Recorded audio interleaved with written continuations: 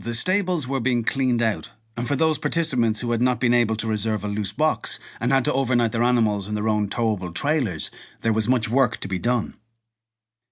Today there would be jumping for riders under 16 years of age in the arena, and then later on a dressage competition would take place with the ponies and riders, showing off their prowess with the animals high-stepping, walking diagonally across the arena, known as piaffe in the jargon, trotting and cantering, and even walking backwards.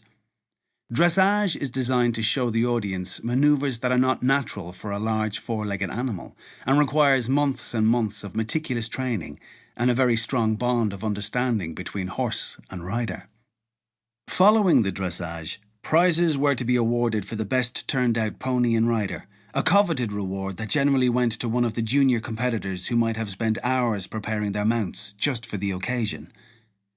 The day finished up with the presentation of a large silver plate for the overall Best in Show combination. Jenny Gillespie was enjoying the show, much as she had done for the past 3 years. Now 15, she was old enough and big enough to manage her beautiful bay Connemara pony, but still young enough to compete in junior competitions. Her pony, whose registered name was Errigal Maiden, was known generally as Lady. Lady stood 13 hands in height, and her pale beige coat nicely contrasted with a dark brown mane and tail in the classic Connemara style. The animal had a gentle disposition, which had been a major factor in its selection when Jenny's father, Cahill, had bought the pony for his daughter 4 years previously. Cahill ran a very successful light engineering business on the outskirts of Donegal town. The company manufactured harrows and grass-cutting equipment and bespoke machinery for some of the many small industries dotted around Sligo and Donegal, as well as metal road trailers and, rather strangely, frames for mobility scooters. The Gillespie household occupied a substantial 2-storey house a few miles outside Donegal town, on 5 acres of land adjacent to Loch Easky.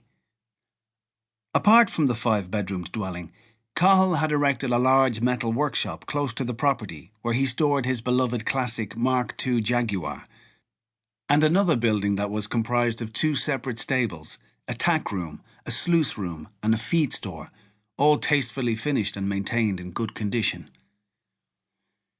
Jenny had competed in many events since getting her pony, and had often been successful, bringing home a trophy or at least a small collection of rosettes, which she had pinned up all around Lady's stable. She was hoping to add to the haul at this year's show, and was particularly looking forward to the dressage, at which both she and Lady excelled. When the Gillespies arrived at the showground that morning, just a short drive from where they were staying at the Abbey Glen Hotel, Jenny made straight for Lady's horsebox to start the day's routine.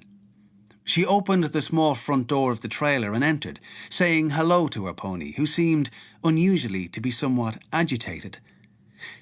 Jenny stroked the horse's neck and snout and uttered soothing words, but Lady continued to scratch the floor with her front hoof and whinnied and neighed uncomfortably, tossing her head back and forth.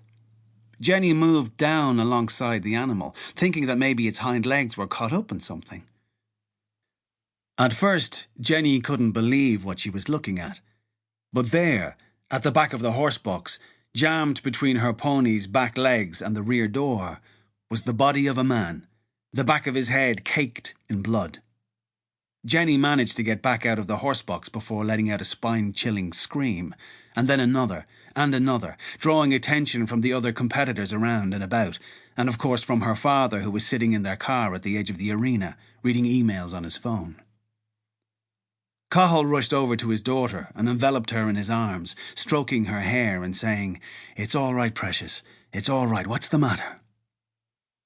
Jenny was sobbing uncontrollably and couldn't speak, but she was able to point to the trailer, and another man standing nearby who had witnessed her outburst went to investigate. Several other owners had come across to Lady's trailer hearing the commotion, and it wasn't long before the horror of the situation was revealed to the small crowd. Cahill Gillespie wasted no time in taking control of things. He asked one of the men to go to the entrance of the showground and fetch a policeman. For the 3 days of the pony show, 4 extra uniformed Gardaí had been drafted into Clifton. 2 worked the 8 a.m. to 2 p.m. shift, and the other 2 took over it.